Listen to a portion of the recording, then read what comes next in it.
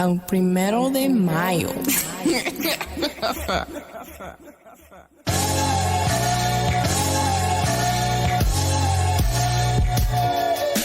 Hello and welcome to the Pick and Pop Podcast. I am your host, Sam Dusamay Jr. Follow me on Twitter, Instagram, and YouTube at TheSamD. That's TheeSamD. Subscribe and rate to the podcast 5 stars, nothing less, at Google, Apple, Spotify, Overcast, Castbox, all major podcasting platforms. Search for the Pick N, no and, just the letter N, Pick and Pop Podcast. For all content, audio, and visual, check out thesamd.com. Follow along with the podcast on social media. On Twitter at Pick and Pop Pod, and on Instagram at Pick and Pop Podcast. Musical production done by May 1st Music. Support him at soundcloud.com/May 1st Music. Welcome in to another edition of the Pick and Pop Podcast. I am your host, Sam Dusamay Jr. at TheSamD on Twitter. You know what it is. Part 2 of the God Body Roundtable. I got the usual suspects. I got Sammy. I got Oso, if you ain't know so. And I got the King of Brooklyn, Ab, with me.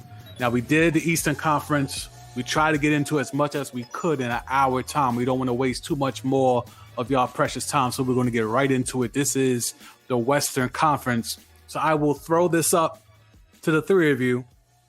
A lot's been made last year. Nobody thought the Lakers could do it. It was all about the Clippers. Now this year, it seems to be the reverse of that. Everyone just assumes the Lakers are going to do it. No one thinks the Clippers are going to do it. I'll go with Ab first. Is there any other team outside the Lake Show that you actually are confident in that can come out the West and win the championship? Portland. Why? Damon, this is a break, make a break. Like, either you want to be who we think you are, or you just want to be that middling superstar that could have been. You know what I'm saying? This is a make or break year for them. I truly believe that. They got everybody. Like, they have everything that they need. They got Nurk. They got what's my boy that don't play defense? The center. Zach Collins? No, him. They got him. No, the other one. That's from Turkey. Cancer? You know, yeah, he's on a. Yeah, if you go back to Turkey, he's done. Him. They got Rodney Hood back off the ACL. They got Trent Jr. They brought Melo back. Like, they have everything they need, man. Matter of fact, I got them as I got them as number 1 coming out the West. That 1 seed. So 1 seed. So then, does that mean Lakers are 2 or Clippers are 2? No, Lakers are definitely 2. Only reason because since the season started so quickly, LeBron deserves a rest. Like, come on. I know the man I know he's not from this planet, but at the same time, you don't want to take that chance, run that chance to like burn him out. You know what I'm saying? So get as much rest as he possibly can. Let AD run the team. Let him get his stats. Let him be in the conversation for MVP. You know what I'm saying? But Braun needs to rest. He's 36 years old. Yo, Sammy, what do you think in terms of Bron, AD? Everyone now is on the bandwagon. It's going to be an easy back-to-back for the Lake Show. What say you? It's hard for me to disagree, to be honest.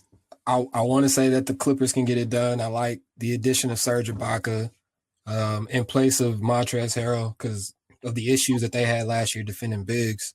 But the Lakers are just too deep right now. Like, they brought in Marc Gasol. They got Dennis Schroeder. Of course, Montrezl Harrell, who probably works a little better for them knowing that they have Marc Gasol. Markieff Morris is back. Then they got Horton Tucker, the kid who had a phenomenal preseason. KCP's still around. Caruso's still around. Wesley Matthews is on that squad. Like, they have a lot of depth. They got a lot of different lineups they can go with. It may be a little too overwhelming for any team in the West. Yeah, I think for me, obviously, people who listen to this podcast know how I was on that Lakers shit early, that Bron and AD shit early. It's hard for me, as you said, Sammy, it's hard for me to imagine anybody else coming out the West. But if I were to be forced to look at a squad, I do think I have to look at Portland. My only issue with Portland is, are they the Clippers of this year where they have too many dudes? No. You know why? Because everyone knows their roles. There's no. Are you sure about that? Yes. No one. I mean, you have Carmelo as the Jared Dudley, the vet that knows everything, that's going to pull Cat to the side and be like, yo. But he still wants his shots. Of course he does. Rodney Hood's going to want his shots. Zach Collins is going to want his shots. Nurk is going to want his shots. Have we ever heard any discontention in Portland before? Right, but they've never all been healthy at the same time either. If everyone is healthy for an extended period of time, you might start to hear something. They went to the Western Conference Finals about 2 years ago. And what happened? I mean, they ran up against the juggernaut. Right, but they weren't even healthy then, though, is what I'm saying. They weren't even healthy at that point. So my thing is like, word, all that talent on paper, they look like they should be right there with the Clippers and the Lake Show. They have none of the 2020 Clippers' problem, though. You know what I'm saying? Everyone seems. I still need to see that. As much as people were making issues about the Lakers and Bron and AD, can it work, and how would the role players fit in? I need to be able to see that as well when it comes to the Blazers. I need to see all them dudes healthy. I need to see Dame still getting his 20+ shots, CJ getting his 15 to 20. And we got to know. And Nurkic got to get his 15 shots. Melo's got to get his 10 to 15. Like, that's a lot of shots that need to go around. Rodney Hood still got to get his. Rodney Hood's a bucket. He wants his shot. Gary Trent played great in the bubble. He was putting up shots. Like, to me, Roko's gonna have open shots, so he'll gonna have at least 8 to 10. They don't have that alpha mentality. You know what I'm saying? Well, Dame does, right? Yeah, of course. CJ McCollum's going to play his role. You know what I'm saying? But that role is to get the second most shots. Huh? That his role is to get the second most shots. Yeah, he's going to play his role. I mean, Rodney Hood, like, this is Rodney Hood, what, 13? Ain's coming off an ACL injury. Like, he has to play nice. He has no other options. But what can he do besides be a bucket, though? I mean, you're going to have to give me some fouls. Give me those 3 to 4 fouls a game. I'm fine. I'm good. I want to believe in the Blazers. I'm going to be watching them very closely just to see how that thing works. They should. Now another for this team. I mean, we've been. Oh, no doubt. There's now another, man. We got to see what CJ McCollum is going to do. Like, what is he? Are you going to be just a middling star? Or are you going to like finally step up and become that all-star that we all know you can be? Here's my question with CJ, and I haven't been the biggest CJ fan, and I'll throw this to Sammy first. Should CJ be the number 2 option on this team? No, CJ should be a number 3 option on the team. I agree 1,000%. I'm glad someone else agreed, because I've been looking at CJ. I'm like, he should not be number 2. Like that ain't Steph and Clay what they got going on over there. Like that. That's not that. I'm not going to disagree, but I'm also not going to agree. I need you to sway me. Why is he? Who should be number 2? Nurkic. Okay.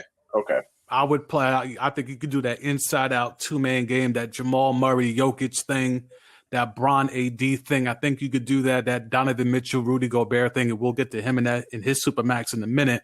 But I think you could do a lot of things there if you play through Nurkic, who's a better big to me than someone like Jokic or even Gobert. I think he's a more complete big that can get a bucket, that can hit the glass and do that type of work. But is he a playmaker though? He can pass out the double. He's not. You're not putting him at the top of the key and asking him to orchestrate the offense. You're not asking him to do that. Of course not. There's only a select few bigs that can ever do that. But I'm saying though, is he going to be able to hit the open 3? Is he going to be able to know when the double team is coming? You know what I'm saying? Like, well, he's done it before. I mean, it's not like he's never been double before. He's been double before, been able to kick it out. He's not like Hassan Whiteside that seems to be inept at being able to pass out of a double. He's not that type. Hassan Whiteside just don't want to pass out the double. That's all. Facts. All right, so we all agree that Portland should be in the mix, should be a top 3 seed. Is there a sleeper that we're not looking at? Is it Utah? Is it Dallas, who is the blue check boy? Oh, wait. You said what? Golden State? Hey. All right, well, look, Sammy has a hot take. I don't know if Sammy wants to spit it now, but he has a hot take on the Warriors and how well he thinks they're going to do this year. I'll get it off. I got them in my 5, man, coming out of the West. Top five, okay, but I think Sammy's take is a little hotter though, Ab. I think Sammy's gonna want one up you with his hot take. Go ahead, Sammy. Yeah, I think Steph wins. I think Steph wins MVP this year, and I think the Warriors might be a top 3 seed. I think that may surprise a lot of people by how good they are. I would love to co-sign that. I just want to know how they're going to use Weissman. He hasn't played in preseason. He's been, just in practice and stuff like that. If they use Weissman right, I really think that can be something. So I'm not saying no to that, but I just want to see how they're going to use Weissman, because right now they just got a bunch of wings and Kevon Looney. And Chris? Who they got? Marquise Chris? And I'm like, they really like Marquise Chris. I'm gonna co-sign that based on Andrew Wiggins gaining at least I think he gained at least 7 pounds of muscle. I mean, he needs to for all the shots he's gonna get up. The muscle wasn't the problem. Yeah. No, he was he was weak and he had low confidence. You know what I'm saying? Playing with this squad, you're gonna get the ball. Like, you're gonna get the rock. So you know what I'm saying? I mean, he was getting up shots in Minnesota and it just wasn't working. Everyone sleeping on Kelly Oubre. Kelly Oubre he's a good wing. You know what I'm saying? He's not Clay. He can't shoot like Clay, but he's still athletic. He could defend, he could put the ball on the floor. That's the only thing that they need for right now. I think the Warriors thing is interesting because, I thought with Clay coming back, they could have stepped right back into that contender thing. But now with no Clay, as Sammy is talking about here with the MVP thing, he could go crazy. He could have a Harden 35 a game type year because they're going to need all those points. He's not going to be able to rely on anyone. Kelly Oubre is a nice player. I don't think he's anything close to being a 20-plus point per game guy, especially on that team. Y'all know how I feel about the habitual nut hitter, Draymond Green. Andrew Wiggins, he takes the most shots on every single team he's on, no matter what, no matter who are the talented players around him. So it's really just Steph and a bunch of dudes. That's why I'm like, okay, what are they going to do with Weissman? Are they going to play through him? Are they going to use him as a defensive rim runner? What is the game plan for Steve Kerr with this adjusted roster on the fly with Clay being out? And we haven't seen him because he hasn't played in preseason. So we're just going to have to observe on that. But I think it's a couple of rookies on that team that are going to get some run. Okay. I think by midseason, James Wiseman will be, fully integrated into the offense. And I think Nico Mannion is one that we really can't sleep on. He was a top prospect coming out of high school. And the Warriors were the only team he wanted to work out for. He wanted to come to the Warriors, no matter away. And no matter what position he was going to be drafted. He could have been a first-round pick. He didn't want to play for no other team.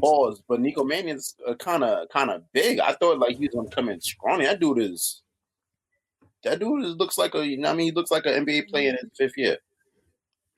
He fits the Warriors mold. He should. We'll see if it translates. We'll see if he gets exposed, if he's shaking in the light halfway through the season. But what his skill set? So. Well, that's what I'm saying. It's it's interesting because he fits their system, but I don't know if there's room for him now. Once they went and got Oubre to tack on with having Wiggins, I'm like, well, I don't know where dude fits in. I don't know where the minutes are coming from. He could be your backup point. He could be as good as your backup point guard, which right now is Brad Wanamaker. Who got bread this offseason, so I don't know. That's weird. If he's better, if he helps them win. I mean, yeah, Kerr he's not going to be better than Brad Wanamaker. But I can still. I mean, for Bob Myers' sake, he better not be. Coming off the 2. You know what I'm saying? But see, that's the thing. They got so many wings now that are interchangeable. You could put Oubre and Wiggins. You can rotate them at the 2. You can do a little flip flop. Have them one at the 2, one at the 3. You can do a whole bunch. You got Bazemore coming off the bench. Yeah, you can stagger that. Mr. Under Armour himself, Bazemore. You can stagger all of that. So, it's the Warriors could be very. I think obviously because of Steph being back and seeing what he has left, he's wearing cornrows now. So now we got Hood Steph back on the court.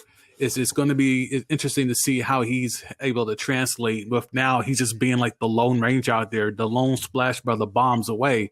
Here's a team I'm looking at, though, and we spoke about them briefly on God Body Roundtable Part 1. Despite what Harden wants, which is a trade. In the meantime, though, I knew he was going to say this, but go ahead. In the meantime, though, I mean, Beard, John Wall, DeMarcus Cousins, Christian Wood. I'm with you. Isn't that a top 4-5 seed in the West? On paper, yes. On paper, of course. But my only pushback is that Boogie's coming off of 2 horrific injuries, and he didn't. His game was never vertical. I know, but he didn't even get back into form after the first ACL tear. You know what I'm saying? He looking all right in preseason. He looked all right in preseason. The first, not the Achilles tear. But how long is that going to hold up though? Like, are they going to do? Are they going to load manage? Like, well, I think you got Christian Wood. Right now he's coming off the bench. Yeah, so you got Wall, Christian Wood, and Beard as your big 3 in your starting lineup, but then you're bringing, the baller formerly known as Boogie, DeMarcus Cousins, off the bench. Like, that's formidable. Then you still got PJ Tucker. I don't know why they're starting him or still playing with this idea of him being a 4 or a 3. Like, the whole PJ Tucker thing, I think, has run its course with D'Antoni going out the door. But he's still there. You still got Eric Gordon. Like, there's still remnants of that bombs away Houston team with now infused with John Wall and Christian Wood. I think the only thing that I watched in preseason that was a little alarming, besides the gut on the Beard, is that when he was in the game and he had the rock, it was the D'Antoni system. It was like 1-4. Like, it was like, I'm at the top of the key, everyone else clear out, and I'm going to go into my Harden thing. But when he wasn't on the floor and it was John Wall running the offense or anyone else, Eric Gordon, whoever, they seemed to be running a very pick and roll heavy offense. Like, it looked like a real professional run basketball team. So is Steven Silas going to be forced to let Harden do Harden things, even though that's not what he really wants to do as a coach, in the first year head coach at that? It's an interesting question. I feel for him. You step into this situation where the star doesn't want to be there, but they're a good team on paper. And if he can somehow figure it out and get Harden to buy in, I think he could be all right. But I just don't see that happening. Like, James Harden seems like the person that once he decides what he wants to do, he's out. And obviously we're seeing what the result of that is, which is him coming into camp overweight, him not even wanting to come into camp in the first place, him being with Lil Baby. It's been all a bad look. Just to not go in the training camp. Right. So, Ab, is Houston, do you feel that they should trade James Harden, or should they wait to the All-Star break, or even let the Beard play this whole thing out this year and flip him next offseason? If you're the Houston GM, what are you doing with the Beard? See, it's a tricky situation because, like Sammy said, I do also feel like once the Beard makes up his mind, he's out. He seems like the type of cat that's used to getting his own way. Of course, from the reports from that article, he was getting his own way. But if I'm Houston, I'll let him start the season out. See what happens. I need to hear every trade. I need to get every trade scenario I can possibly get for him. I need to hear every trade scenario before I even make a move. I'm not. Well, bring up the one that you mentioned before we started recording with Denver, because that one to me is very interesting. Yeah, there's a couple of moves. Let me see. All right. You said Denver was Jamal Murray, Michael Porter. I gotta retract that one. It should be Michael Porter Jr., Bol, or R.J. Hampton plus some picks. So you're saying that's wait. So I just want to be clear. Are you proposing that, or you saw that somewhere? I'm reading this from a website right now. Okay, so see it on Twitter. It was like a lot of rumblings on Twitter. That first they were supposed to be for Jamal Murray for Harden, but now I'm reading and this straight up. Yeah, and this is from DraftKings, so take that with a grain of salt. So we have like the top 5 proposals or trade destinations for James Harden. So yeah, so it's looking like Michael Porter Jr., Bol, or RJ Hampton mixed in with a couple of picks, and Denver keeps Jokic and Murray. I'm not mad at that from both point of views. If I can get RJ in there as well, if I can steal off all of their young assets and some picks for a guy that doesn't want to be with my squad, I think that's a home run for the Rockets. I don't know how true that is. Obviously, as Ab said, it's DraftKings, so take that for what you will. But if you're Denver, I don't do Murray for Harden straight up. That's asinine. I don't do Murray and Michael Porter for Harden. That's ridiculous. But if you're going to give me all your youngins, Porter, Bol, and RJ Hampton, plus some picks for the beard, I do that. And if I'm Denver, I would consider doing that. Sammy, do you think if Denver, now again, this is all alleged. Right. If Denver is able to swing something like that, so the big three is now Murray, Jokic, Beard, does that enter Laker territory in terms of favorites coming out of the West? Yeah, I think it does. Depending on what they could do defensively to help that team out, because right now that team's kind of getting cooked. But I think as far as offensive talent and the creativity that I think Mike Malone would have there, I think that will work. I think they'd be able to compete with the Lakers, at least take them 6 or 7, make it competitive. Was offense the Nuggets' problem last year in the playoffs? Offense was not the Nuggets' problem last year in the playoffs. But if you can outscore somebody, if you can put up 130, you can keep up with any team in the league. I think Portland kind of showed that, even though they weren't talented. They wouldn't even be as talented as this Denver squad, but they were really competitive because they could score with anybody. They just couldn't stop anything. Score 130, they might give up 150 though. Right. I just think Denver can also score 150 in that scenario. And they can do it in different ways. What do you think, Ab? I'm gonna give it a hell yes. Direct competition with LA. I mean, again, Braun is the king. I don't want to go against him. I went against him for the last couple of years. I even called him the Wash King, and he's proven me wrong. But 36 is still 36, and he's gonna have to chase around the Beard and or Jamal Murray. Like, that might prove to be a little bit too much for the King. Wes Matthews. And then we saw what Jokic did to AD when he put him in a post. That was really disrespectful. I did not like that at all for your boy AD. Like, he couldn't guard him. He looked like Wilder versus what's that boy name? Fury? Yeah. That's how he looked in the post. All right, so I'm trying to figure out here. If I'm Houston, I don't trade the Beard. And I'm not necessarily, I'm usually pro player in terms of, player empowerment, force your way out if you don't like your situation, all that stuff. And I still feel that way. Right. However, if I'm Houston, I mean, the Beard guy, he doesn't have a no trade. I could trade him wherever I want. If he doesn't like where I trade him, he could just not show up. I don't think they're going to get good value for him right now. If they trade him to Brooklyn, allegedly they're saying if it's not Kyrie or KD in this package, we don't want to hear it. I like that type of talk. I don't know how they can actually think they could get a deal done with that type of talk. But the same thing with Philly. If they're talking to Daryl Morey, if they're going to go and give the dude that walked out on them and left them hanging, yeah, it starts with Ben Simmons. It's not just Ben Simmons for Beard straight up. It starts with Ben Simmons.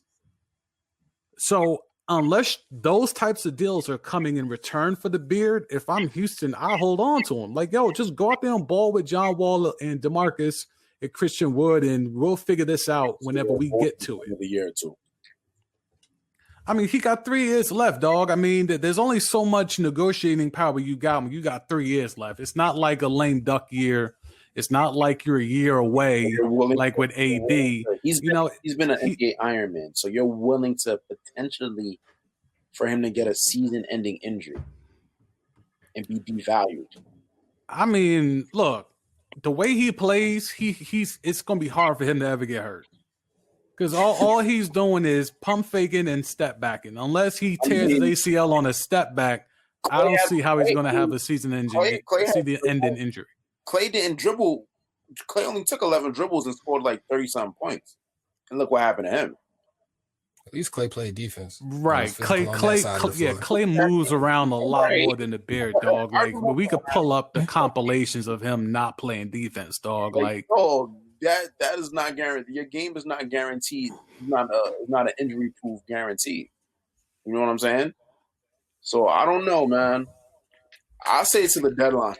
I just don't see, unless you're getting like that type of Denver package, pause, I don't see why I would trade him to Miami, trade him to Brooklyn, trade him to Philly. Like, unless you're giving me everything, because again, I'm giving you a dude that effectively will be yours for 2.5 to 3 more seasons. And then another thing, right, that we're not even like, this, or we alluded to it earlier. We made mention of it earlier. It seems like this dude is willing to be a locker room cancer. You know what I'm saying? Like, yeah, that's what I was gonna get at. He seems to me to be really like Is he though? To me, he seems like he really does not want to be there. Dog, when you doesn't want to be a leader. He don't want to go. He does not want to be in Houston. He doesn't want to be a leader. He's like Kawhi, like the whole be a stand-up guy, leader of the locker room. Like, that's not his bag. That's never been his bag. Like, him and Kawhi are similar, so you can't. His aloofness is going to be there no matter what. Even when he's happy, he's aloof. But he risks getting COVID to not go to practice. He's been going to strip clubs his whole career. During the playoffs, he's going to strip club before the pandemic. Or say anything to the coach. Damn near until the season about to start, until preseason started. Like, come on. But Houston has enabled that his whole time there. So why would that change with Steven Silas? You would just think it would be like a level of seriousness to it. But what has shown you that Beard one with the black head coach, but two in the middle of the pandemic, like when the NBA set these rules in place so that. But what has shown you that Harden listens to anyone outside of himself? Like, he's moved this way. I mean, he ain't get COVID in the bubble, so I just figured he wouldn't. Daniel House took the fall for who? I'm just saying. So look. All right. We'll move on past the whole Bear thing, but I think it's just a fascinating thing because this is one of the few times where I'm like, yeah, I'm with management. Like, yo, dog, like I'm not trading you until I'm ready to trade you. Like, you're not just going to tell me. I don't think no one here is actually in James Harden's corner because, dog, if the article is true and we've been coming late to games, getting late on flights, you coming in during film sessions when you feel like it, then dog, like, come on, you can't do that to me. Come on, dog. I have to have some type of loyalty there, dog. You can't do that. You can't. It's not even loyalty. It's just like professionalism at that point. But you can't make a spectacle out of it. You know what I'm saying? Nothing about the Beard speaks professionalism. He's never done, and that's why to me it's like. I know he's not doing the right thing. I know that. I know he's trying to force his way out. But it's almost like if I'm Houston, I'll call this bluff because I'm like, yo, bro, we created you. We created this persona where you could be this aloof and never be checked. We've allowed everyone else to be at fault. We allowed Kevin McHale to be at fault. We allowed Dwight Howard, the point fraud, CP3. We allowed Russell Westbrook. We allowed everyone to be at fault. Except you. Yeah, but you can only be in a toxic relationship for so long. Now everybody knows your dirty laundry. This shit is out on the street. I mean, nobody knew it 2-3 years ago. Not to this extent. Like, come on. Like, news. Everybody. It was just one of those things that flew under the radar. Everybody knew. Like, everybody knew. Yeah, like D'Antoni was coddling him. Maury was coddling him. It was a secret within the NBA. Now everyone knows, and everyone's jumping on it, dog. Come on, you got to do something. Like 21 Savage said, it's a difference when you get disrespected in front of 3 people between when you get disrespected in front of 50 people. You know what I'm saying? 50, you might have to do something. 3 people, you could, you know what I mean? You could talk it out. You know what I'm saying? You could talk it out and hash things out. But it's a difference, man. It's a real difference. You get publicly it's in public. You know what I'm saying? It's in public, dog. Speaking of someone getting publicly disrespected, I've never seen someone get a supermax and be publicly disrespected like Rudy Gobert at the news of him getting, which is life-altering, generational wealth, whatever black excellence or half black excellence, whatever type you want to throw out there for Rudy Gobert. The Stifle Tower gets the Supermax, something I still don't understand why Utah did it, but if you're Rudy Gobert, you sign your name quick, fast, in a hurry. What did you guys make of Rudy Gobert getting that Supermax? Was Utah stupid? Is this the predicated? Is this going to free up a potential move down the line? Obviously, we've seen Supermax contracts be moved. It's not impossible. But after signing Rudy Gobert to this contract, one, do you see Rudy Gobert finishing this contract with Utah? And do you think this even helps Utah get better? I'll lead off with Sammy. The first thing I thought about was how bad I felt for Donovan Mitchell, because this is going to be one of those Supermax contracts that is going to be hard to move.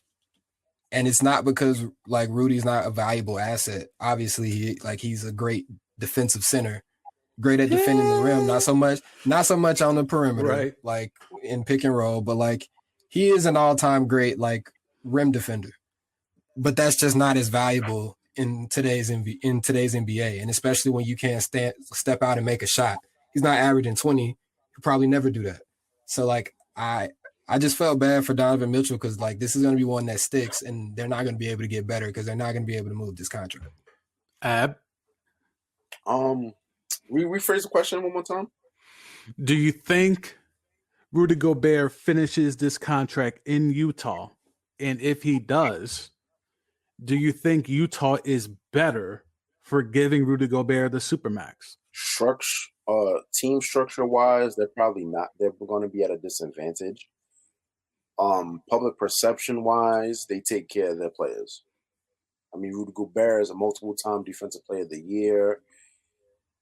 He's been an All-Star, All-NBA. He's cried to be an All-Star, though. Proud to be an All-Star. He has better numbers than a certain Hall of Famer that I won't bring up right now. I mean, Bill Russell? Yeah. So by that logic, I mean, Rudy Gobert is better than Bill Russell? I'm not saying. I know Oso ain't here. Are you trying to pick up the baton? I'm not saying that. For anti-Bill Russell since Oso dropped off? I wish he was here. I mean, I'm throwing the alley. Whoever wants to slam dunk is slam dunk. But yeah. So yeah, public perception wise, they take care of their players. You know what I'm saying? Does this hurt Donovan Mitchell getting his Supermax? No, because I believe I was reading a report from Deadspin that Gobert actually signed for less money than what was possible. So he theoretically left some money on the table for Donovan? The table, yeah, theoretically. Yeah, he left about $23 million on the table. So that's I just don't understand the logic of a franchise giving Rudy Gobert that kind of money, even leaving money on the table. Yeah, but it comes at certain points like, yo, you got to be real with yourself. Like Utah, like who the hell is coming to Utah? Like people. Well, you drafted Rudy Gobert, so go draft another one. Exactly. That's the only thing we could do. Right. So, but why pay for why give someone 40, 50? You know, I know at one point with the Supermax before COVID, it was projected he might get 60 M's a year on the back half of that Supermax. Like giving someone like that who's that limited, as Sammy broke down, he's never going to give you buckets. He's even now, as he's getting older, is now limited defensively in terms of what his apex is. You're going to give this guy 50 plus M's 3, 4, 5 years from now to do what? You can't go draft another Rudy Gobert for the low. You can't go find a 6'11", 7 foot, 7'1" skinny dude that can block shots at the rim. I mean, the Knicks got Mitch Rob. You can't find a Mitch Rob in the next 2 to 3 years in the draft. Hell, they can probably trade for Mitch Rob. Facts. So I'm like, so why spend all that kind of money for a guy that quite honestly has peaked? I mean, Rudy Gobert's not going to get any better. He's damn sure not going to get better offensively. And defensively, we might have already seen the beginning of the decline because Jokic ate him alive in the playoffs. Like, y'all know I'm not a Jokic guy, but Gobert can be scored on. It's not like, he's not Mutombo. I think a lot of people like to liken him to Mutombo because he's skinny, but he blocks a lot of shots, defensive player of the year multiple times, all that stuff. But I don't see the defensive impact or the lockdown defensive ability on other bigs. He stops guards from coming into the lane. He's a great anchor. He could do that. He's a great anchor, and that's it. Can he stop another big? Pause. Of course not. Not. So then why am I paying him 45 M's a year? Big. Not an elite big. That's what I mean. You're in a conference with Anthony Davis, Jokic, Nurkic, all these types of bigs, and I'm giving 40 plus M's to a dude that I know can't stop any of those. I'm gonna keep saying it. Public perception. I'm looking around to see. Public perception just being a playoff team and never advancing to anything past the second round. Hopefully, this is what I think. This to me, if I was Utah, this is what I'm looking. I'm looking around to see, like, who can I beat? Realistically, nobody, unless they catch Memphis. Who am I going to beat? When am I going to win a championship? Never with that lineup. I'm not. So I might as well take care of the people. I might as well have a perception that I am taking care of my people, right? Just like how these politicians do. I mean, they've been getting paid full salary for the past 9 months to only give out $600. But this is not that type of podcast. I mean, this is not that type of podcast. I mean, okay, all right. Go ahead, keep going. I'm waiting for you to finish. Go ahead. Public perception, make it seem like I'm really taking care of my people, but at the close to his ending mark, I'll probably trade him and start all over again. I mean, come on. But you could do that now. That's what. If you're ultimately going to trade him because the money gets too crazy on the back half, then why not get rid of him now? Why not let him walk and test that free agency? Yo, dog, you really want them 60 M's? Word, you're not getting it from me. But go ahead and go out there on that market. See, the problem is like they're going to be this middling Western Conference team all through Donovan Mitchell's 5-year extension. And then at the end of his extension, he's going to want out. Right. So, like, they could just accelerate this process by trading Gobert, being bad now so they can be better at the end of Donovan Mitchell's extension. Like, maybe they'll entice him to want to stay. If I take out Rudy Gorbet. He leaves. I can't do nothing about I'm Utah. You're Utah. You're going to be Utah no matter what. Even if it's now or 5 years from now, you're still going to be Utah. You're still going to be a middling team. But we've seen, seen Utah do this because they had Deron Williams and they flipped him because they realized, we can't pay this dude. Mm-hmm. So they flipped him. Now they're in that position again with a lesser player and Rudy Gobert, and they give in. Like, that doesn't make sense. And it's a difference between being Utah with the 21st pick and Utah with a top 10 pick. Facts. It's very weird to me. It was a very funny thing because I clearly thought they were not going to do the whole Supermax thing, or even if he shaved off a few M's to leave some for Donovan, like, I would just not invest that kind of money. Like, if it's all about parity, if you're cool just being a 4 to 7 seed for the foreseeable future and never sniffing the Western Conference Finals, if you just want to give, as Ab mentioned, the public perception of we're trying, even though we know we're not really trying because we're going to give, a supermax to a guy like Rudy Gobert who's limited in every way. If you're telling me that's the game plan, I'm not mad. It's a business. You're ownership. You're an owner. Your job is to print money. And I think that's what we forget. I think that's what we're forgetting. We have to. I mean, if that's what it is, then Donovan needs to be on that Harden wave right now. A lot of teams, but he just signed his extension. But I mean, if Beard could do it with 3 years left, why not Donovan with 4 or 5 years left? Like, why? He got 6 years left. I mean, but why not though? If like, why am I going to be wasting the next 4 years in Utah before I might have the player empowerment to force a move? Why would I waste 4 years of my life in my sweat and my tears and my energy at prime just so I can get bounced out in the second round every year because my center can never drop 20 points, but he's making 40-something million a year? In theory, I agree with you. in practice, I'm sure Donovan Mitchell's whole thing was, I'm going to get my money, and then we can worry about this 3-4 years down the line. He's signed his supermax, and then he'll probably. He already signed his extension. He signed it last. Yeah, he signed it last year. Yeah. 5 years, $168 million. Yeah, he's trying to get to that second max. The second max is the one where you really cash out. He's trying to get to that. But my thing is, he's got to burn some years to get to that. And right now, he's going to burn them years next to Rudy. And I'm like, why would I want to do that? Unless it's just about the bread. If you're just all about the bread, whether you're an owner and you're all about the bread and having a parity team, or you're Donovan and you're just all about the bread, I don't mind wasting 4 years next to Rudy Gorbet because I got that max now and I'm trying to get that super max later. Okay, word. Then Utah's just going to be that type of franchise. You got to keep it real as NBA fans. Like, dog, if I could. I mean, well, look, I know fandom's a mental illness. I mean, you know. Hey. Merch in stores, by the way. Link in the description. You're going to give me 168 amps for 5 years? Why not? I mean, the other thing is, like, he doesn't have a choice. Like, the way the CBA is structured, like, these guys literally have to spend like eight years of their career in one place before they can really get paid. Well, that's why I think the draft is bullshit and they should abolish the draft. The draft should be abolished. It's I know the S word is a hot topic and it's a buzzword, but it is modern day slavery to have a draft. In no other place are you allowed to be in the workforce and just get snatched up by any old body. And you have to go there. None of us are in a sports media draft and we just got snatched up at CBS. We chose, we applied, we interviewed, we decided and came to an agreement to work there. Only in sports is it okay to be eligible to work anywhere, but anyone in your workforce can snatch you up, even a place you have no intentions of wanting to go to.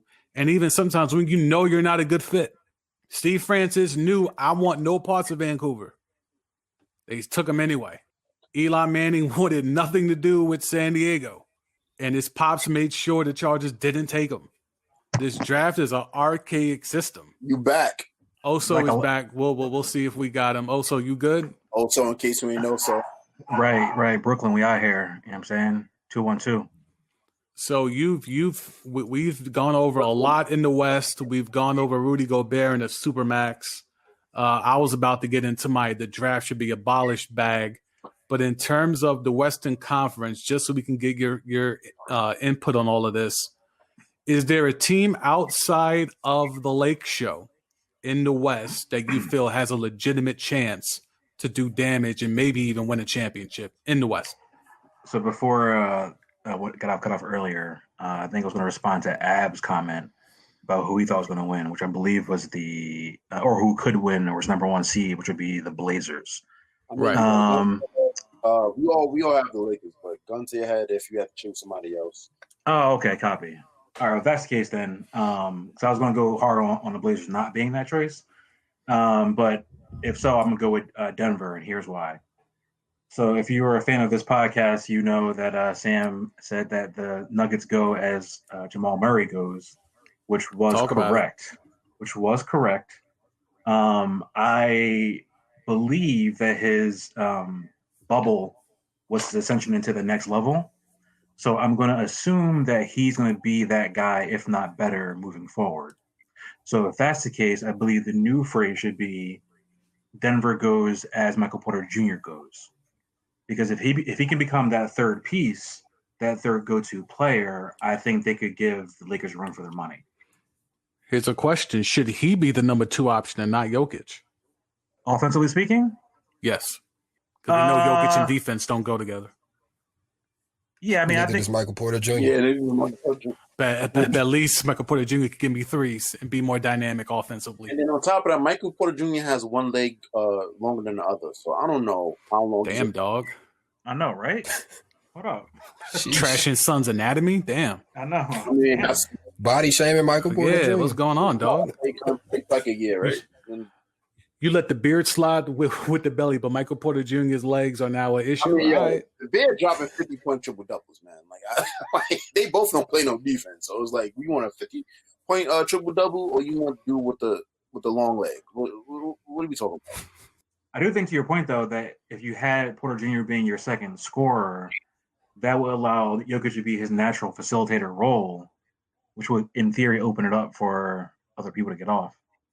Yeah, because I think the whole high-low thing with Murray and Jokic, and I think that worked well when there was no third option. But as you mentioned, if Michael Porter Jr. is ready to take that step, and it looked like he damn sure was trying to be that in the bubble, but I think this year for sure he solidifies being that third option. I think maybe he should be even the second option. So I do think, they need to go away from that high-low thing that they're always trying to do with Murray and Jokic. So no, I agree. I think Denver could be that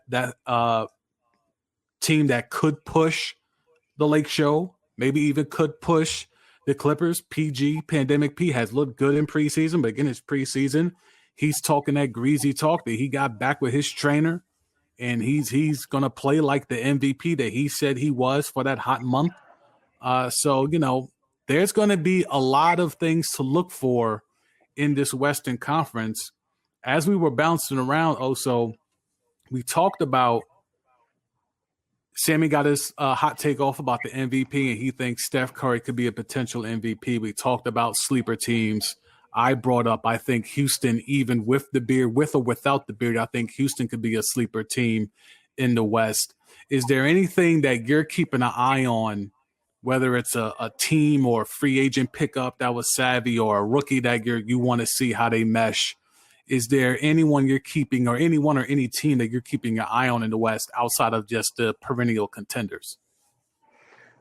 Players, obviously, I'm watching Tyrese Maxey from the Sixers. I was telling Sam earlier, I think he has the potential to crack the starting lineup and or be a contributor down the stretch in clutch minutes because he can go get a bucket. And oftentimes when our offense is stagnant, we miss that kind of a player, which, Jimmy Butler was that kind of player for this offense. But other than Sixers related, though, I'm really excited about this kid in Memphis. I know he's not a kid anymore, but second year. Ja? The new fresh. I think, Ja bless. I think facts. I think he's going to come into this year really hungry and looking to make a statement. I was obviously a big Ja guy going into the draft anyway, but I think he looks special, and I'm waiting to see how he grows. He's someone that I think we forgot when we did our top 15 discussion. I think Ja already is in that discussion where you can put him potentially top 15 already. I love his upside. I love his game. I think he's got the right temperament to be that type of player. I like that team. Triple J, Jaren Jackson Jr. I like what they did with Brooks as the point guard there. Who they got? The other Jones, not the kid from Duke. They got the older brother. I'm forgetting his first name. I think with them, they're about 2-3 pieces away. But I think with Ja, he damn near took it to the playoffs last year, like just Dolo. And I think he's that good that he could potentially do that again. Now, they're not going to sneak up on nobody now. Everyone knows how nice Ja is. I think everyone was kind of waiting to see what Ja can do, and he snuck up on some people. That's not the case anymore. People know how nice he is and how nice he's going to continue to be. So he's definitely going to be on people's radars. Sammy? And to be completely honest with you, I think there are going to be times in the season where Jaren Jackson Jr. might be the best player on the team. He's a really versatile four. He's long. 30 or 6'11". I think this is year 3. Year 3, yep. Yeah, I think this is year 3, and he wasn't healthy last year. So right. If he's capable of stepping outside, making jumpers, he can do a lot of different things on the floor. He's really good defensively.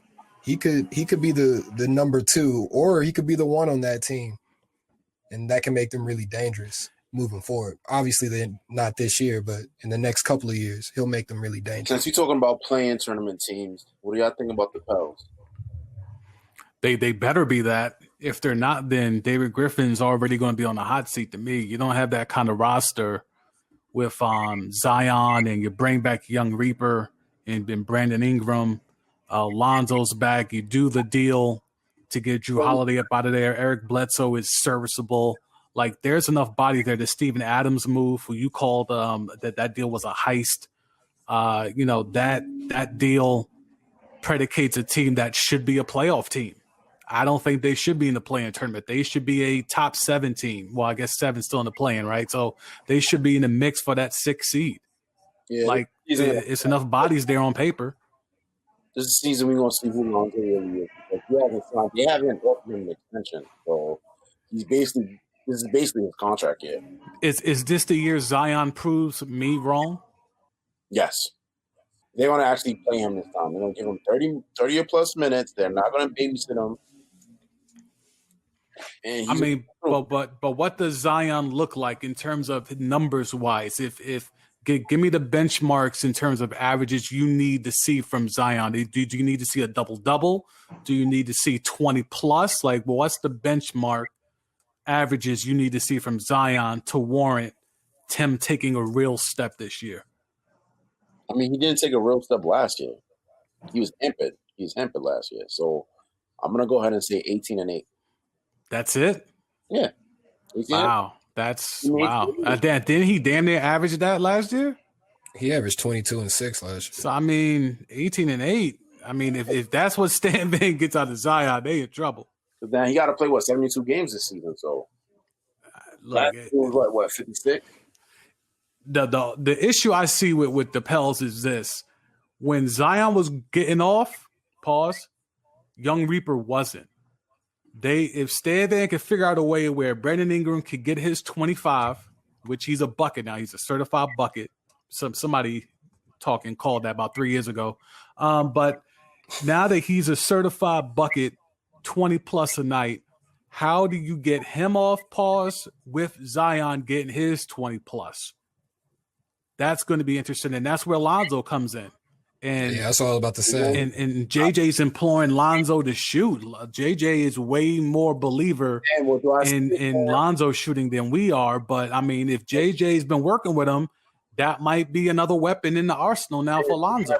What did I say? That team's gonna go as far as who? You're saying they go as far as Lonzo goes? I'm telling you, when the offense just flows so smooth. But he's a real point guard. He's a true point guard. When it's a different when he has confidence. Like he'll miss a couple, he'll get cooked on defense, then he has head down and shit like that. And then you know what I'm saying? Like that's when all hell breaks loose. When he's confident and he's dishing, that team, man. Is there a bad team, a perennial bad team? I'll throw this out there. Are the Kings able to get into that play-in tournament mix? Marvin Bagley, assuming he's healthy. De'Aaron Fox got the bag. Buddy got the bag. Harrison Barnes is still there. On paper, they're not horrible. I like how we established we wasn't going to talk about teams that really didn't matter, but then we ended up talking about teams that didn't really matter. Well, no, I think now with the whole playing thing, you're giving 10 teams a chance. Like 10 teams have a chance now. There's only 13, 14 per conference. So I'm going to say no, and I'm going to say the reason is Luke Walton is the head coach, Facts. And he's just not a good coach. So I agree. I'm just saying, Swiper got the bag. You got the Suns, you got Dallas, you got the Spurs. Are we forgetting the Spurs? Are we sleeping on the Spurs? They'll be in the play-in mix because they're the Spurs. Yeah, they're the Spurs. Greg Pop, one of the greatest. I like the backcourt. I don't know if I like anything else they got. Yeah. But you don't have to. Like they still gonna be in the play-in mix. They might not be the 8 seed. They might be the 10. Does Phoenix count? Well, Phoenix should be a playoff team, right? They shouldn't. They better not be in that playing mix. If they in that playoff mix, playing mix, you know who I'm aiming at. Are they better than Portland? Phoenix? No. How? No. Yes or no. I just mean yes or no. Are they better than Portland? Hell no. Are they better than LA?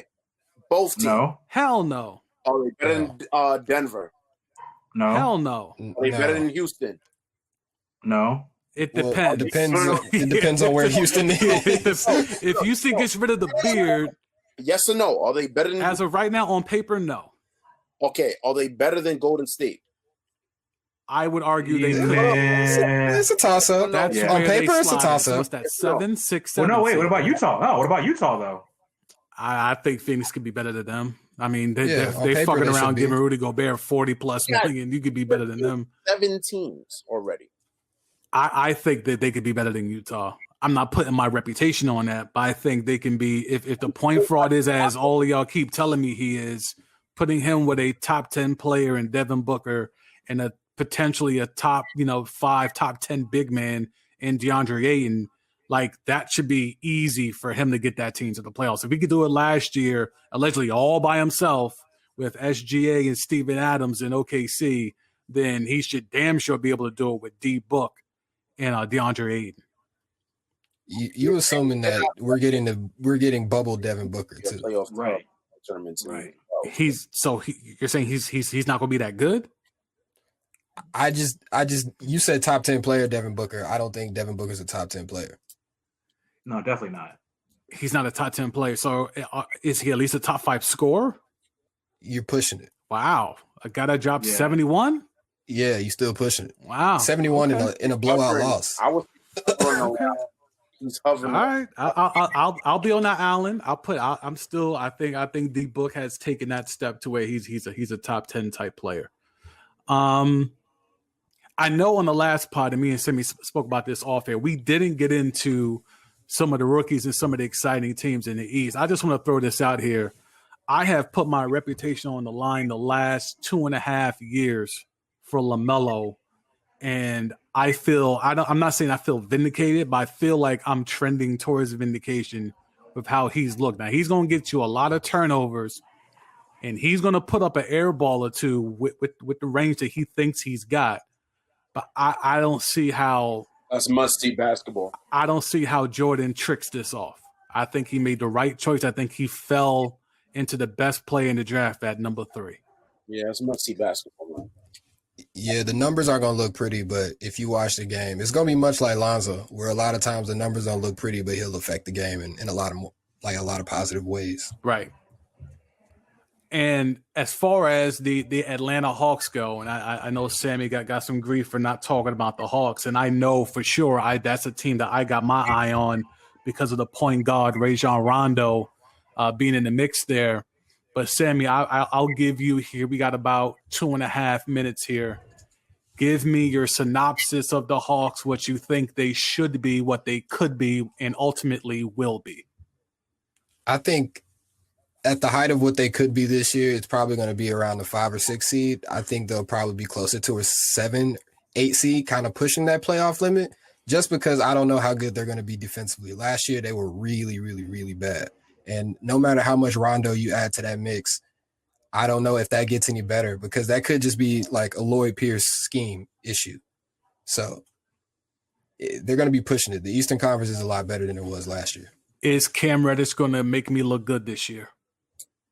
I'm not a Cam Reddish fan. Oof. So I'm Oof. the wrong person to be talking Oof. Okay. All right. All right. If this team, I don't know what underachieving looks like for this team with the roster that they've, with the free agents that they've brought in to go along with the young pieces that they have. Let's say they're in that play-in tournament type thing. Lloyd Pierce should be safe, right?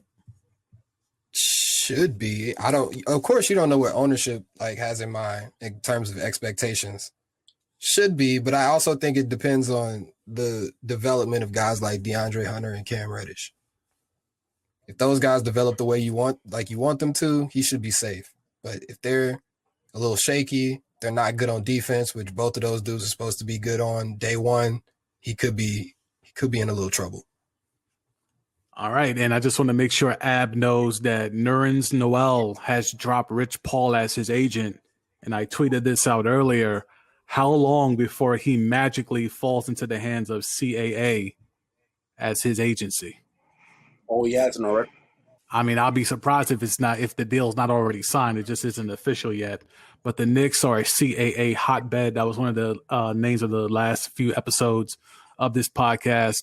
But yeah, the Knicks are a CAA infested organization. It goes back to what I said earlier, man.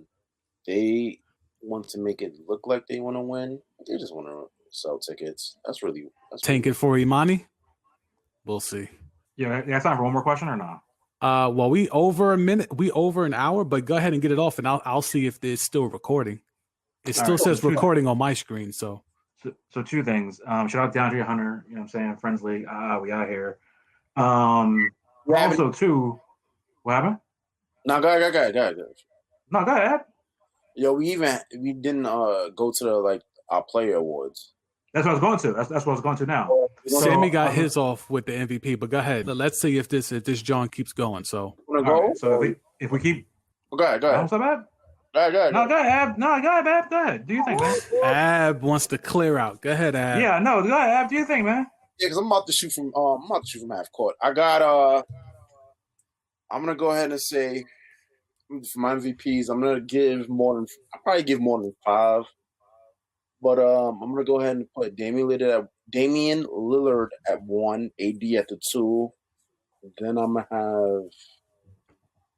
I don't know how this is pulling from half, saying Lillard's gonna be MVP. Oh, you cut me off of that. That's what I'm saying. Like I thought he's about to throw out a crazy name. I thought he was gonna say Carl Anthony Towns for MVP, like something wild. Like, all right, dog, like that's shooting. That's pulling from half. Yeah, you pulling from half with logo Lillard? He was pulling from half. My bad. All right, so Lillard as your MVP. You got AD as a runner-up. I mean, I don't know if we really need 3 through 5, but if you got it, we'll take it. I'm gonna just leave it at Paul George. Those are my 3 top. Paul George. Okay, so Paul George finished third in MVP voting. Okay, so Sammy has put his stamp as Steph Curry as the MVP. Also, if you want to go MVP, you can. You don't have to go MVP. You can go any of the awards that you feel strongly about. But if you got MVP, you can go ahead and get that off. So I'm keep everything surround the podcast. So the head of the podcast, the voice of the podcast has been a champion of a certain player who has gone under the radar for the most part. That is Shake Milton. Talk about it. And with Shake Milton getting the opportunity to be the 6th man and the green light from Doc Rivers to score, there is a good chance, not a great chance, but a good chance that Shake Milton could be in the running for 6th man of the year. I like it. I felt like Shake hasn't been used as he should have. I mean, but that's just Brett Brown. Brett Brown's always going to Brett Brown. But I like how Shake's game has rounded into form. He has shown a lot during this preseason. He has taken the ball and been aggressive. Maybe some of that rubs off on Ben. Pause. But Shake has really rounded into shape here, and I like his game. The shot gets better every year, it seems.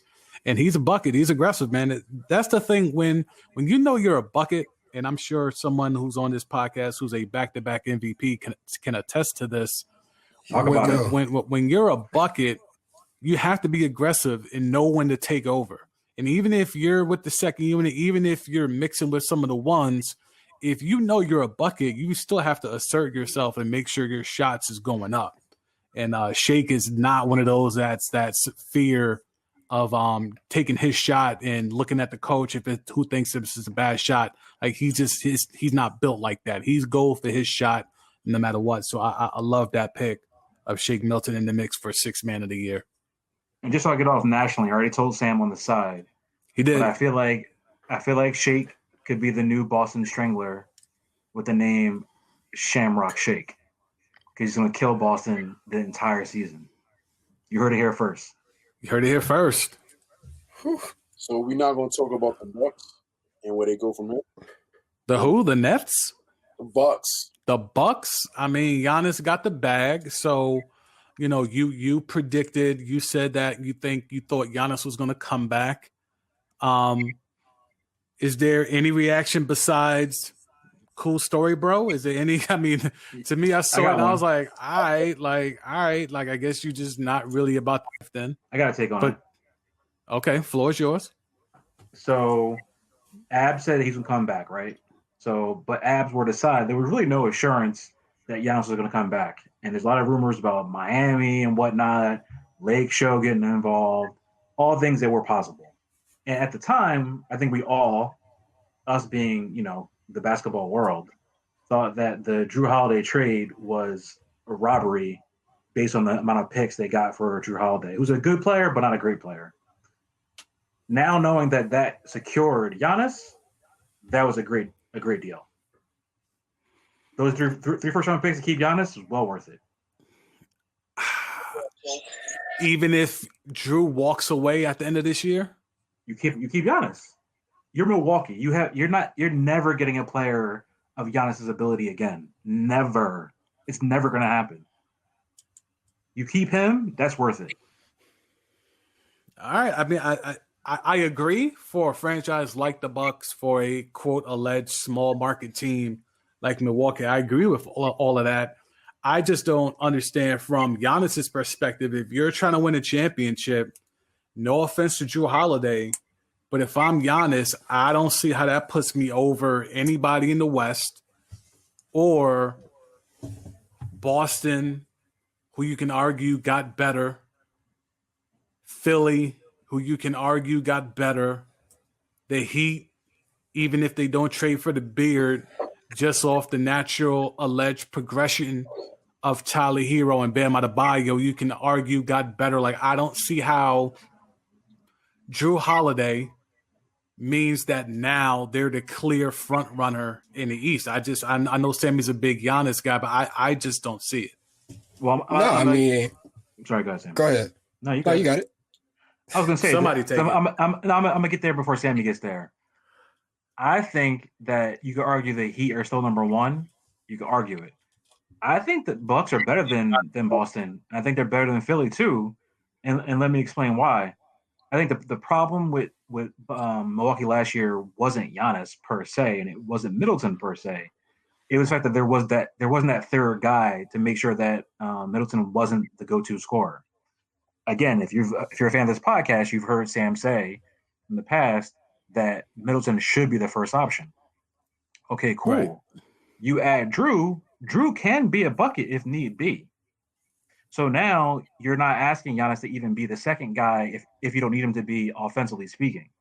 So now that makes it much harder for teams to clog the lane on him and make it difficult on him. So the floor should be more open for Giannis this year. I think Giannis will be fine. I think Drew will get more buckets, take the pressure off Middleton to be the number one scorer. And I think they look pretty good. Yeah, see, I don't even think it's about Giannis being the number one scorer or not. I think it's more so about him being like the number one playmaker on the floor, meaning that the ball always has to be in his hands to make, like, to set the offense every play. I think it's about getting Giannis the ball in different spots on the floor, something that they just didn't do last year. So like Drew Holiday can be that guy. They can run a lot more pick and roll, which I think they're going to this year. They can get Giannis the ball in the post, which I think they're going to this year. I think just changing up the offense, having a guy like Drew Holiday helps in that regard. Does any of what Milwaukee has done, what the Heat have done, what Boston, Philly, any of these teams have done, the Hawks, you're going to throw them in there, does any of this mean anything if KD and Kyrie is cooking? No. Nope. Nah. So then again, if you're Giannis, what are we talking about? If you know the Slim Reaper and Kung Fu Kyrie with the Sage is coming, and they in a rhythm, and they got LeVert, and they got Dinwiddie, and they got Joe Harris. I mean, what are we really talking about? Well, that's the big thing. What part's not going to work? I just think they have a lot of guys on the floor who are best with the ball in their hands. They got Dinwiddie and Kyrie. Right now, it looks like that Kyrie's playing off the ball, and Dinwiddie's the one who's running the offense. How long is that going to last? I think as long as Kyrie only cares about his shots. That's why he's not a point guard. That's why but there's a specific way Kyrie has to get his shots. And if Dinwiddie's the distributor of the offense, like, how long is Kyrie going to be upset when he's the one not initiating for himself? Who's that locker room leader? It's not Kyrie or KD. It's neither one of them. I would probably say you're looking at DeAndre or maybe LeVert. LeVert? He's been there. He's been there more than it. He's damn near the longest tenured net. Him and Joe Harris. He's supposed to get Kyrie and KD. He's supposed to get Kyrie and KD in line. It's not about that. Being a leader or being a locker room leader isn't necessarily like, screaming at dudes or checking dudes or whatever. It's just making sure that the locker room, everyone is able to clear the air and it's a safe space. He doesn't necessarily have to be up in KD's chest like how the habitual nut hitter tried to be in the Bay. Like that's only one way of trying to be a locker room leader. You let Kyrie be Kyrie. You let him walk around with the Sage and the Boston Garden. You let him do all that wild shit. You let KD be on podcast arguing with LeVar Ball. You let him do all that shit. But when it comes to playing ball and hooping, all of them have a high acumen. I saw the KD and Kyrie Instagram interview, like a little clip of it. So I'm not watching the whole thing, but I saw a clip, and they were talking about, and that raised my concerns. Was they was talking about posting up from the point guard position. I think that was overblown, but go ahead. Kyrie feels as though he has like every night is yes. In. Do you expect anything less from Kyrie? It's like, do you think Kyrie actually thinks there's anyone in this league who could check him? Of course not. So of course he thinks I can body anybody in the post every night. Like of course he thinks that. At least 4. He wants to go at least 4 touches in the post. Right. Of course he's gonna think that. That doesn't mean it's gonna happen. Like, I don't think we could do like we talked about that. Like he said, like we talked about this. We're gonna do that 2.5, and a half is when you post up and you fish. He was like, yeah. I don't know, man. I don't make too much of that. I think when you're two dudes that can hoop to the level that KD and Kyrie can, 2 champions, you put them around, RJ Barrett's godfather, you put them around D'Antoni, you put them around Stoudemire, you got Joe Harris, you got all these wings who can score. You have DeAndre, whatever remnants are left of him, Jared Allen. There's a lot of dudes here. They're very much like I think Sammy said on part 1, like they could be the deepest or the most talented roster in the East, if not the league. But if it's a lot of KD, if KD is back to being the second best player in the world, nothing Giannis does matters. Nothing. Like the only man that could beat KD straight up is LeBron. So none of this matters. I mean, Steph beat KD. I thought you had AD over. I mean, dog, we really going to go back to that? The 3-1 blowing the lead? I mean, we know who really tricked that off. He's playing in Washington now. Just saying. But KD didn't stop the bleeding. With the same coach. All right. Well, I don't think he was number 2 in the world that year. I think that when he went to the Bay and he showed what he could be as a killer, as an assassin, as a closer, that to me is when he reached, okay, he's now the second best player in the world. But okay, I mean, you could get that off, but I'm saying like if the Nets live up to the hype and KD is 85% what he was before he ripped the leg up against the Raptors, dog, that's 50 wins easy. And we're giving them Kyrie, and we're giving them Karis LeVert, Joe Harris, Dinwiddie, and all of that. Like, that's a lot. Like I said, I just think those are a bunch of dudes who like are great when the ball is in their hands. Spencer Dinwiddie, Kyrie, KD. Karis LeVert is at his best when he gets to ISO at the top of the key and take dudes one-on-one. Like, it's just a lot. I'd be interested to see how the offense moves. Of course, that's probably going to be on Mike D'Antoni. And you got a rookie head coach, a guy that's never coached a game of anything in his life before. I think that this is one of those teams where the 7 seconds or less nonsense, if that's going to be the philosophy, kind of works because it allows all the shooters that you mentioned to get shots up. That's the only way to satisfy all those egos. Yeah, but those are good but not great. Like KD's a great shooter and Kyrie is he's a good shooter. But like Karis LeVert is an above average shooter.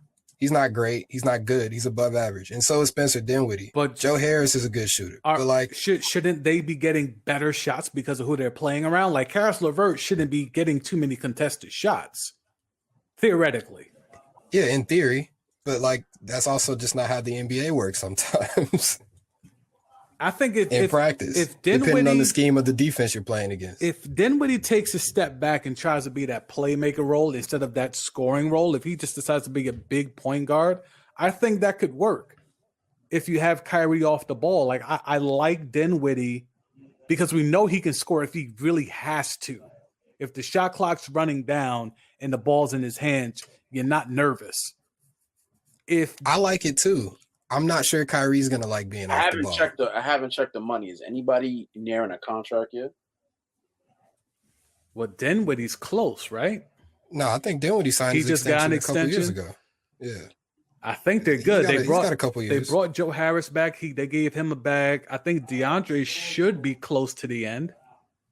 But I mean, I in think terms of Jared Allen might be close to the end of his rookie deal. yeah, it's time for him to go too. Him and that Speaking of- bro. Speaking of shooters, Sammy forgot one deadly shooter. Goes by the name of the God, not Sham God, Bud Landry Shamet, who is now a Nets. And I think he'll have an impact. I think he's a good guard off the bench, provides some good shooting, decent ball handling. Sam, I disagree on his level of defense ability, but a capable defender as well.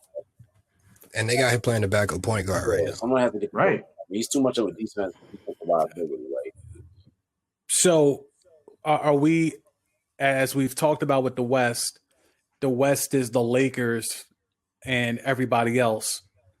If this Nets thing works out, is the East the Nets and then everybody else? I still think they could be beat. Yeah. By who? I mean, shit. Pick them. You got the Heat.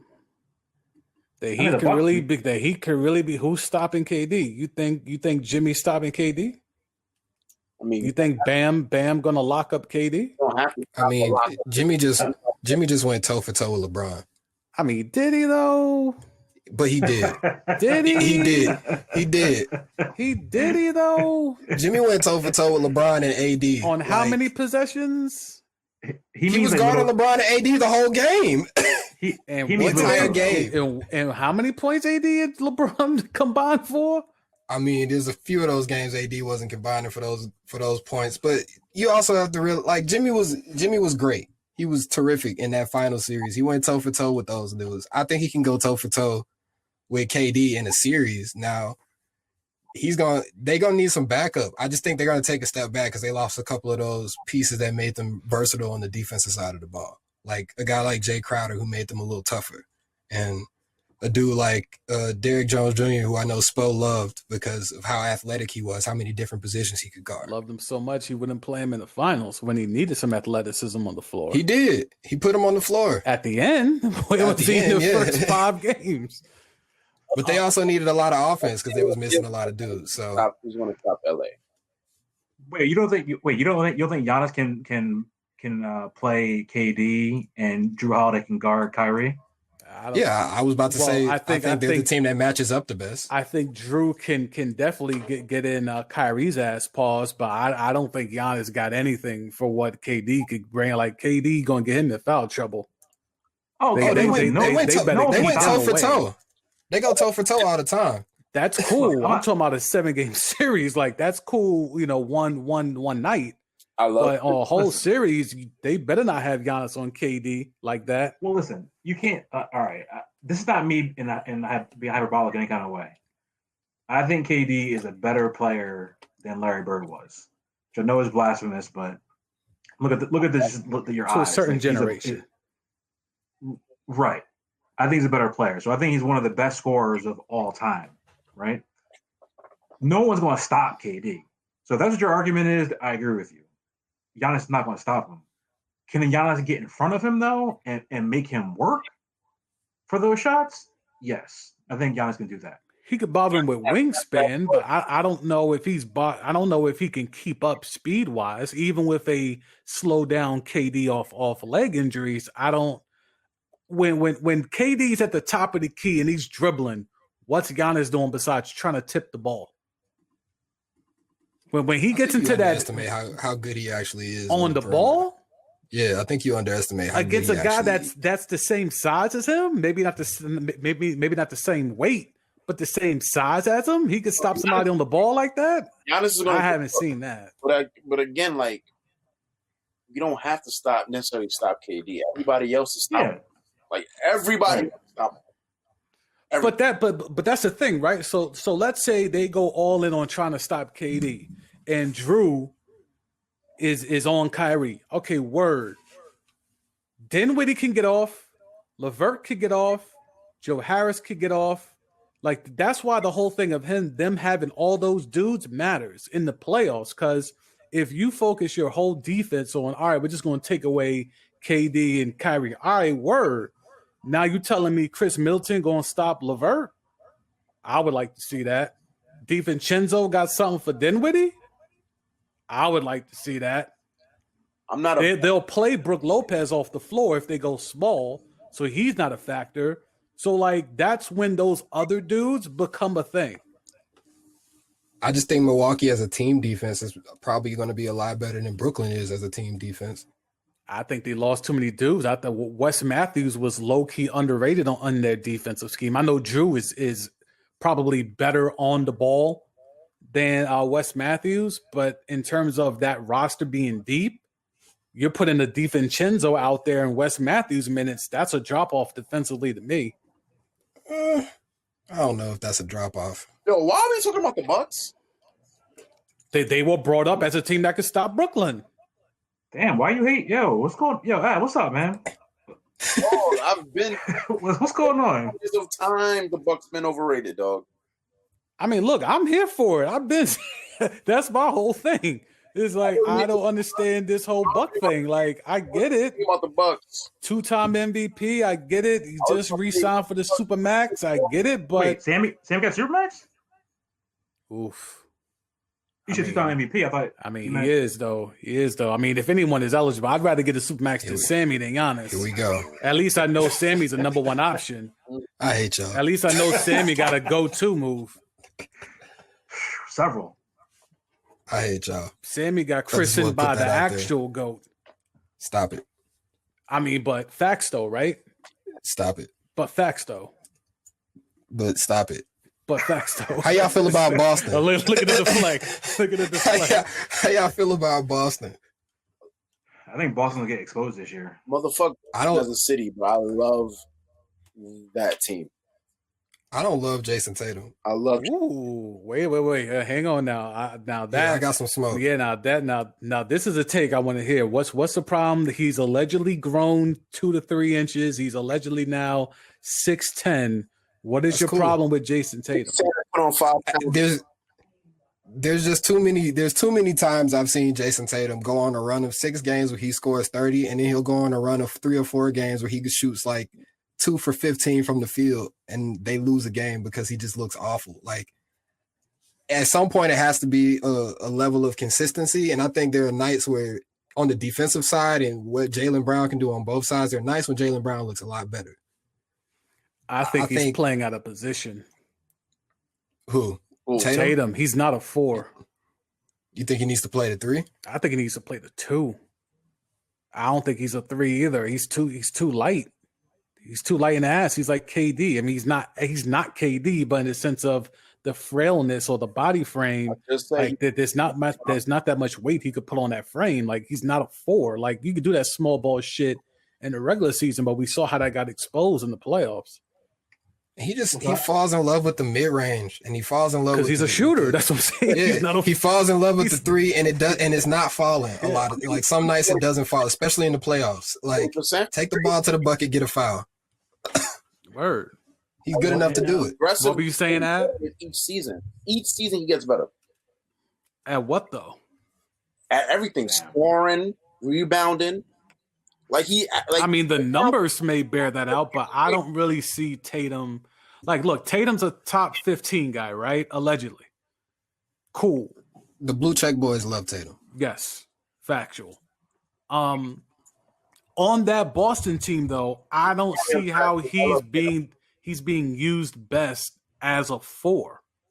When you have Kemba, who's not a real point, when you have Marcus Smart, who's playing out of position, then you have Jaylen Brown, who's a 3, but offensively, I'm not really sure what he is. I know what he is. He's a dog on defense. I don't really know what he is offensively yet because they haven't really played through him. So I don't know what he can or can't be. They don't have any size unless you want to tell me Robert Williams is about to take a step or my man's Tristan Thompson. I mean, look, dog, I wasn't even going to I wasn't even going to acknowledge his presence, but all right, they got him. And then they got Taco. I think Taco will give you more than Tristan at this point. They got Tice. I mean, come on, dog. And that's not a race thing. That's not a race thing. He's like Aaron Baines light. Correct, light. That's the problem. Go ahead, Oso. Here's the thing, to add to what Sammy was saying, and I know this is going to sound funny, but I'm not trying to be funny. I think Gordon Hayward leaving is actually a big deal for Tatum, that is. In a good way or a bad way? In a bad way. Okay. Because I think you're forced to play that power forward because Gordon Hayward isn't there. Because he's been a small forward every year other than this year. And I also think you have to remember that Kemba's hurt. So Kemba not being there and then you not having Gordon Hayward, that's two big losses for Boston. They're going to have a real rough start of the season. They may bounce back when Kemba gets healthier, but it's going to get rough for them. They're going to get exposed this year, I'm telling you. I mean, they've been exposed to me. I've never liked that roster. You know, they got the scam of them. Danny Ainge, he's been holding on to these draft picks for all these years, and he's got nothing for but fucking Kemba Walker for hanging on. Almost got Paul George, almost got Anthony Davis, almost got Kawhi, almost. But what you did end up getting was fucking Al Horford and Kemba Walker and Gordon Hayward. All that draft equity, all them trades, stockpiling picks, raping the Nets all them years ago. And that's all you got for it. And Brad Stevens, who couldn't figure out how to beat a 2-3 zone in the Eastern Conference Finals last year. And here we are yet again. They lose Hayward, who is Brad Stevens' mans. And now with no Kemba, and now we're still sitting here, and the Blue Check Boys are still saying the Celtics are a contender. How and why? And what the hell is Jaylen Brown on offense? Because I haven't figured it out, and apparently the boy genius hasn't either.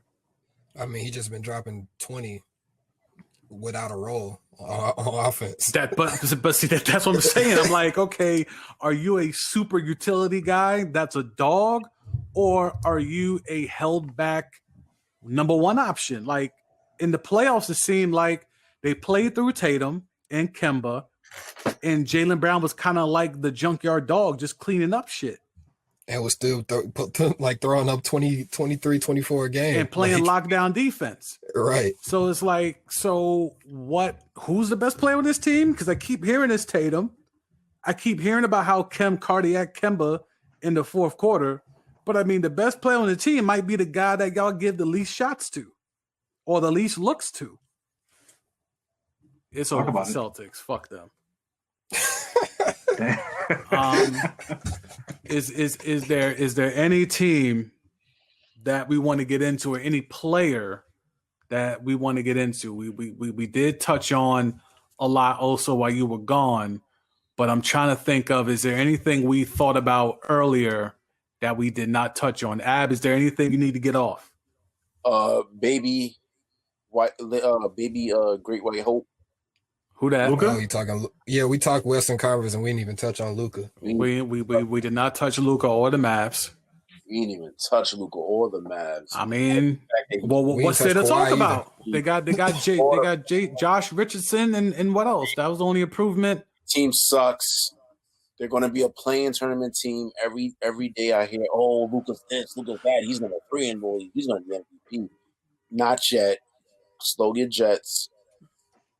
He doesn't play defense. Facts. Well, neither did Harden, and he won the MVP. But at least Harden's team was in the top 3. I mean, half the league don't play defense, bro. The Blue Check Boys gave out them MVPs, not me. I know AD, my MVP played defense last year. I was like, Harden. Everybody was like, no, he doesn't play defense. All right. My MVP played defense and should have been the MVP as well. So Anthony Davis should have got that double-double. If we're talking about Kawhi, let's talk about the perks that he gets and the Uncle Dennis in the mix. Is Kawhi being exposed here? Is this a do or die year for Kawhi's legacy? I feel like Kawhi's legacy has kind of taken a hit. Yes, he got the rings with the Spurs. Then he made the miraculous run with the Raptors where he got a lot of fortunate breaks along the way. Also can co-sign to at least 5 of those breaks on one shot. But in terms of Kawhi last year, load managed the hell out of the regular season, came into the bubble, didn't really give us any virtuoso Kawhi performances. Team spit the bit that was thought to be a Western Conference, if not a NBA championship contender. Yes, we can all laugh at Paul George, but Kawhi is the one. Kawhi is the one that they banked it all for. Kawhi is the one that they gave it up all for. If this Clipper thing doesn't work again in terms of not Western Conference Finals and not an NBA Finals appearance, does this make Kawhi look shaky in the light? As the biggest Kawhi fan on here, I'm going to go first. I've been saying for years that Kawhi was underrated and should have been thought of as one of the best players in the league. He finally got his just due with the Raptors. But I'll add on to what Sammy said earlier about Jimmy. The idea of Jimmy going toe for toe with, or toe to toe with LeBron is arguable. No one on the planet is arguing that Kawhi actually did go toe to toe with LeBron and win. So if you can go toe to toe with one of the greatest players of all time, and everyone agrees with that, and hold your own and win the MVP by outplaying him that series, if you recall, his legacy is just fine. This Clippers thing is not going to take that away because you can't take that away. And if we recall, the season before that, if not for a kick out jump shot to Ray Allen, Kawhi beats him then too. Sammy, Ab? Hey. I'll let Ab go. No one got smoke?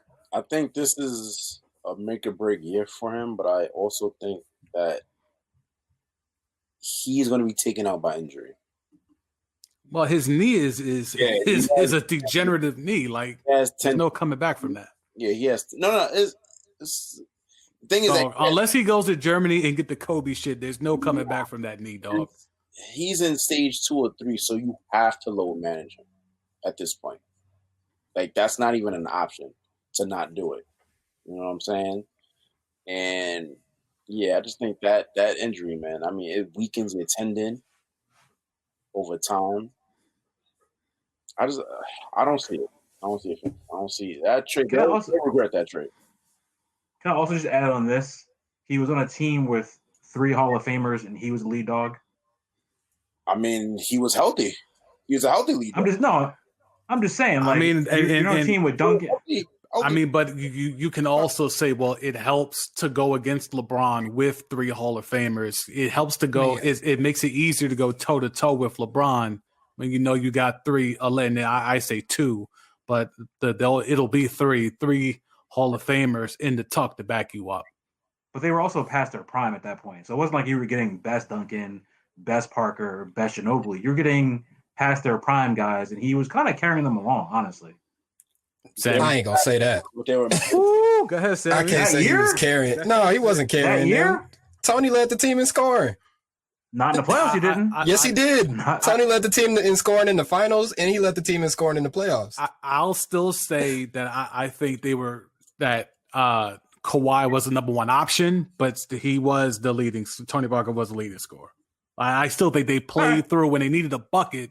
They went through Kawhi, and then they fed off of that. But yes, Tony Parker statistically was the leading scorer. I mean, I'm gonna keep it a buck here. When Kawhi won that Finals MVP, it wasn't because he was the best player in the series. It was because he was the best player on the team that won. Correct. Or he was the guy who guarded LeBron James, and LeBron even got off in that series. But he was the guy who guarded LeBron, and his team won.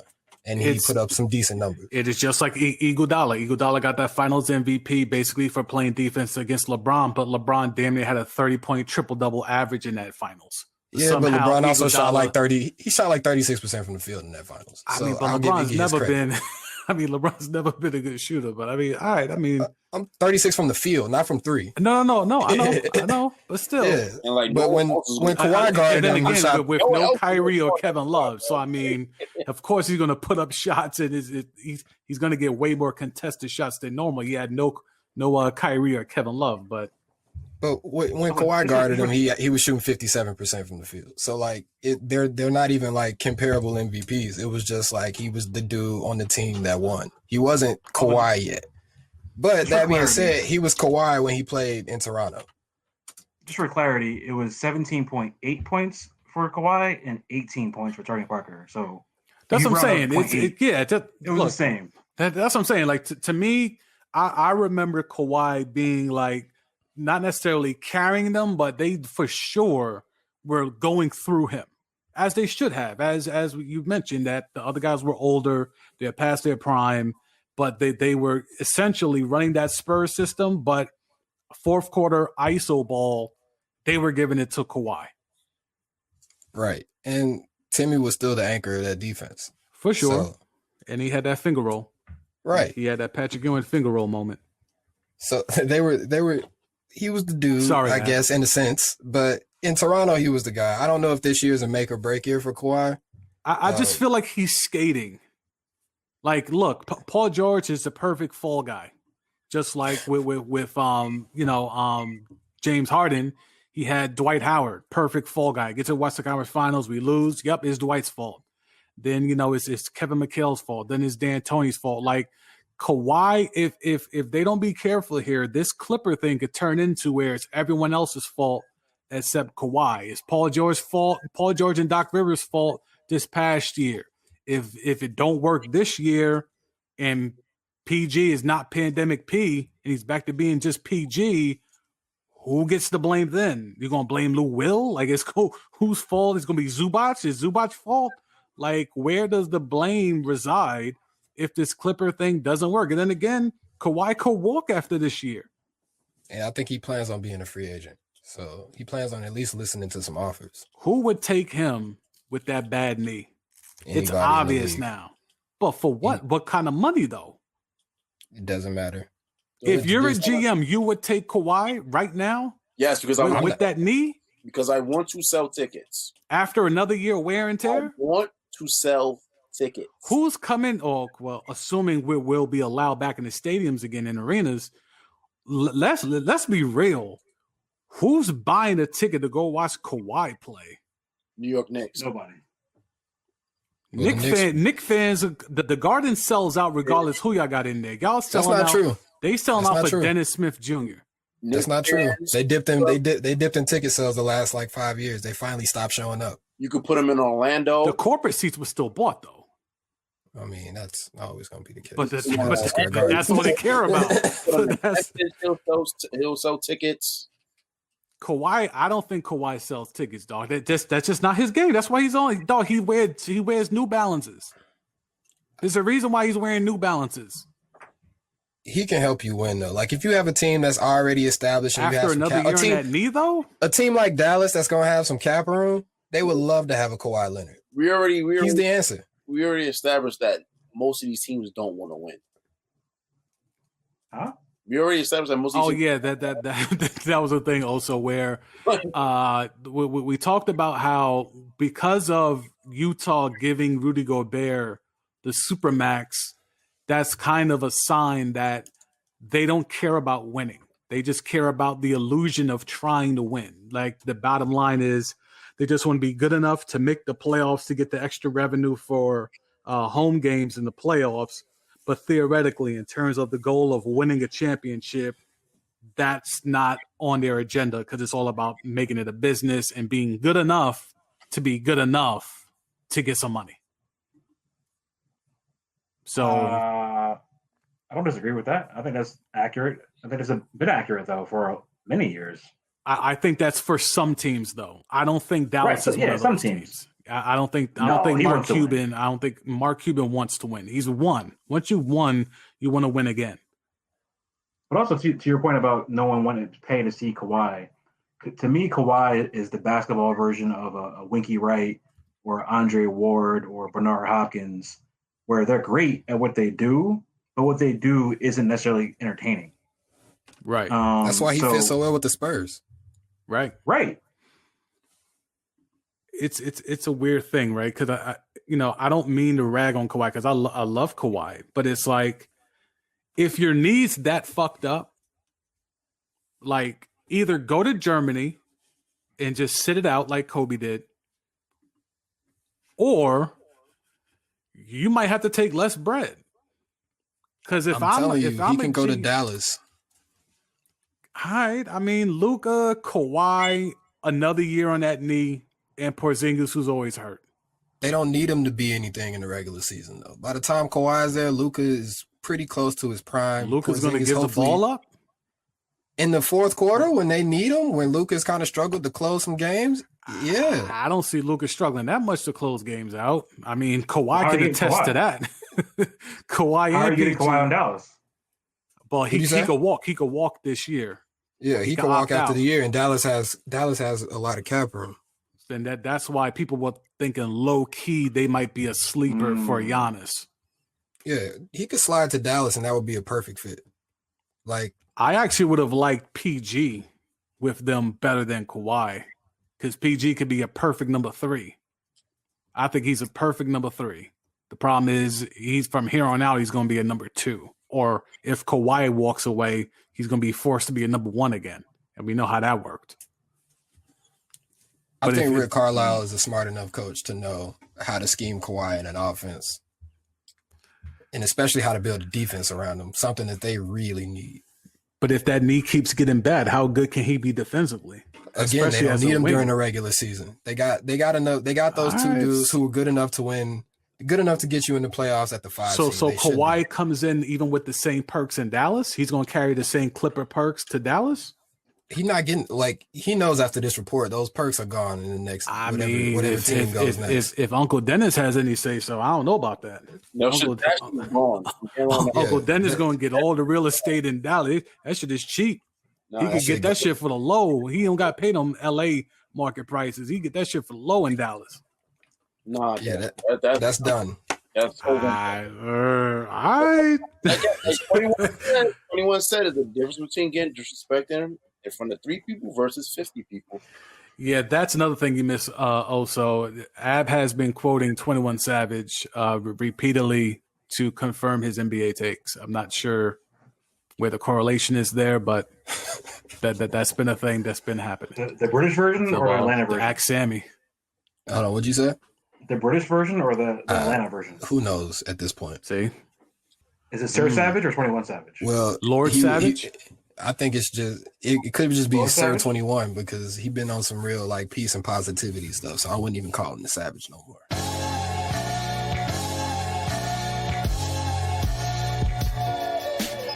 I like to thank Ab. I like to thank Sammy and Oso for joining me on this episode.